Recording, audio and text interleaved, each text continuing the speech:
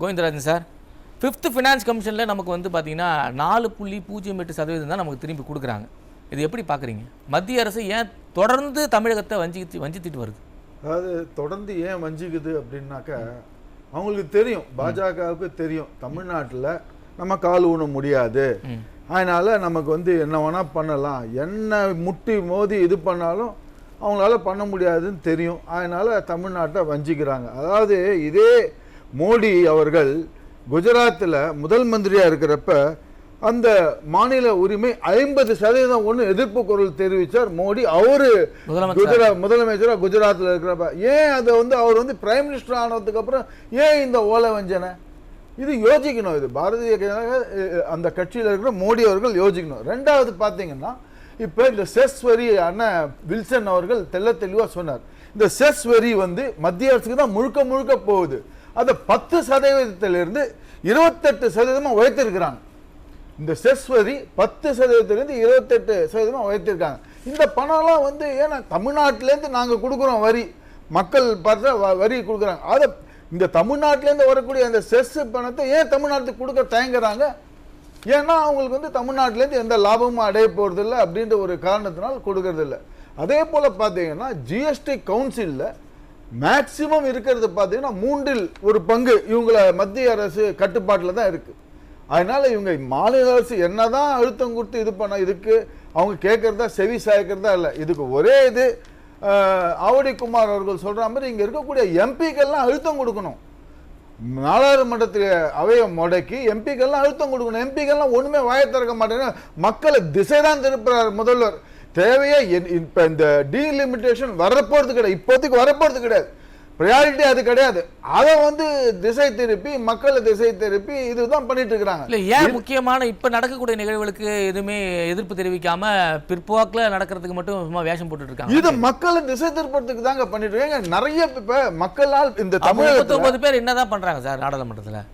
இது மக்கள் ஏன்னா இவருக்கு முதல்வர் வந்து அவருடைய கட்டுப்பாட்டில் எதுவுமே இல்லைன்னு தெளிவா தெரியுது. சட்டம் ஒழுங்கு இன்னைக்கு எப்படி சீர்கெட்டு இருக்க அதுலேருந்தே தெரியுது. இப்போ ரெண்டாவது இன்னொன்று நண்பர் வெங்கடேசன் சொல்லிட்டு இருந்தார், இந்த இதெல்லாம் பகிர்வெல்லாம் வந்து ஜனத்தொகை அடிப்படையில் அப்படின்னு சொல்லிட்டு இந்த 12வது ஃபினான்ஸ் கமிஷனில் அவங்க வந்து தமிழ்நாட்டுக்கு சொல்லியிருக்கிற அந்த ஷேர் பர்சன்டேஜ் ஜனத்தொகையின் அடிப்படையில், அதாவது தமிழ்நாடுனுடைய மொத்த இந்தியா ஜனத்தொகையில் தமிழ்நாடுடைய சதவீதம் 6%, 6% இருக்கு. அந்த 12வது திட்ட கமிஷன், அந்த நிதி கமிஷன், நிதி ஆயோக் என்ன சொல்லியிருக்காங்க, அந்த 6% ஜனத்தொகைக்கு அவங்க 5.3% நிதி ஒதுக்கணும் அப்படின்னு சொல்லியிருக்காங்க. அந்த பாப்புலேஷனுக்கு தகுந்த மாதிரி 5.3% ஒதுக்கணும்னு சொல்லியிருக்காங்க. ஆனா இவங்க ஒதுக்கி இருக்கிறது என்னன்னா 4.08 அந்த சதவீதம் ஒதுக்கி இருக்காங்க. ஏன் நம்ம அந்த பாப்புலேஷன் ஈக்குவலா கொடுக்கறதுல ஏன் இந்த அரசுக்கு இது பண்ண முடியல?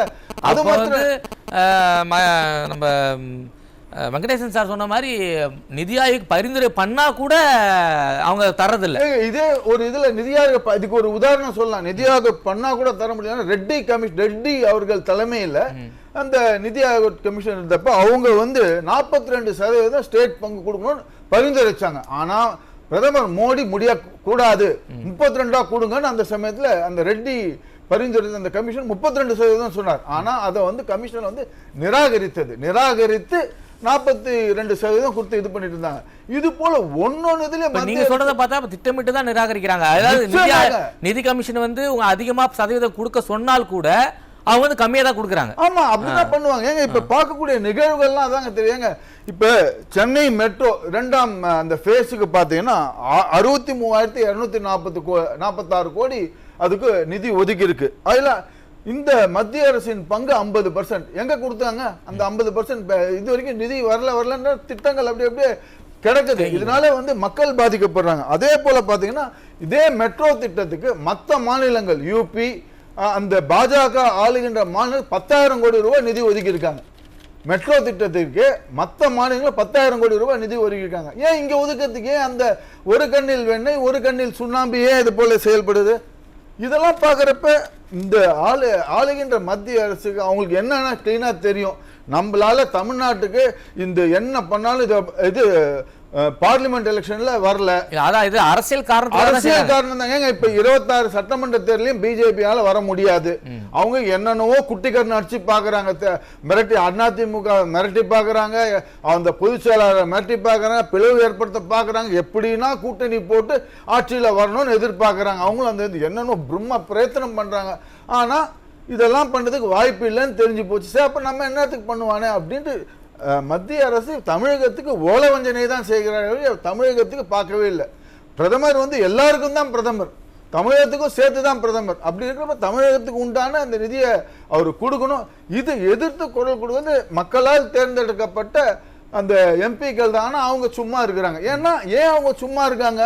ஏன்னா அவங்க பேர்ல பல்வேறு வழக்குகள் இருக்கு.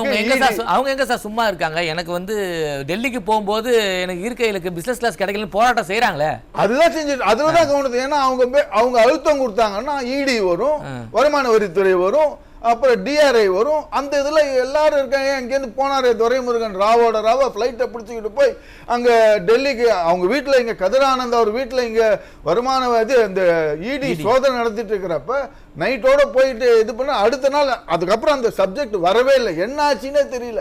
இப்படிதான் இருக்குது. எல்லாரையும் அவங்க வந்து அப்படியே தங்களுடைய அந்த குதிரைக்கு கடுவாளம் இருக்கிற மாதிரி மத்திய அரசு தங்கள் இதுல கண்ட்ரோல்ல இருக்குது.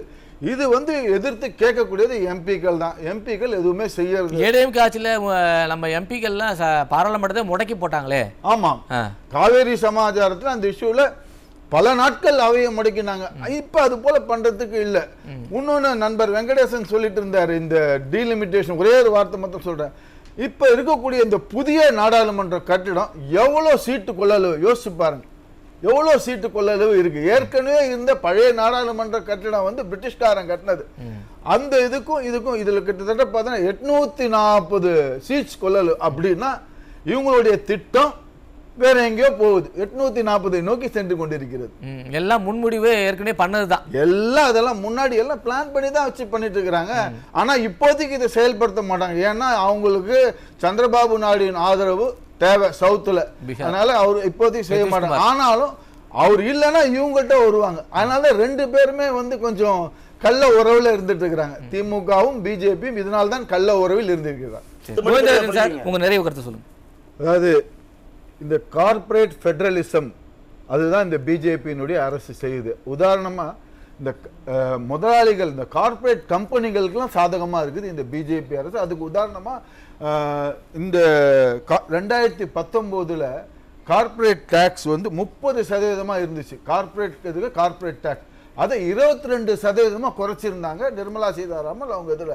இதை பார்க்கக்கூடியதெல்லாம் பார்த்தீங்கன்னா கார்ப்பரேட் ஃபெடரலிசம் கார்ப்பரேட் கம்பெனிகளுக்கு சாதகமா இருக்கிறாங்க. ஆனா சாதாரண பாமர மக்களுக்கு இது வந்து சாதகமா இருக்கிறதுல, குறிப்பு தமிழகத்துக்கு சாதகமா இருக்கிறதுல.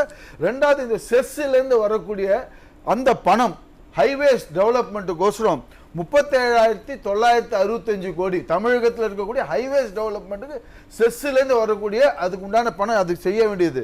அதே போல பள்ளிகள் டெவலப்மெண்ட்டுக்கோசரம் 11,116 கோடி.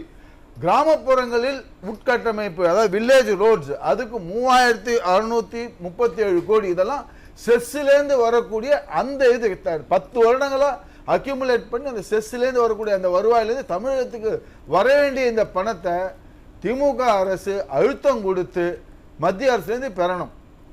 இது இது வந்து அடுத்து வரக்கூடிய அரசு செய்யணும், அழுத்தம் கொடுக்கணும். மத்திய அரசுக்கு அழுத்தம் கொடுக்கலன்னா இது கண்டிப்பா வராது. வாய் அழுகிற குழந்தைக்கு தான் அட்டென்ஷன் கிடைக்கும்னு சொல்லுவாங்க.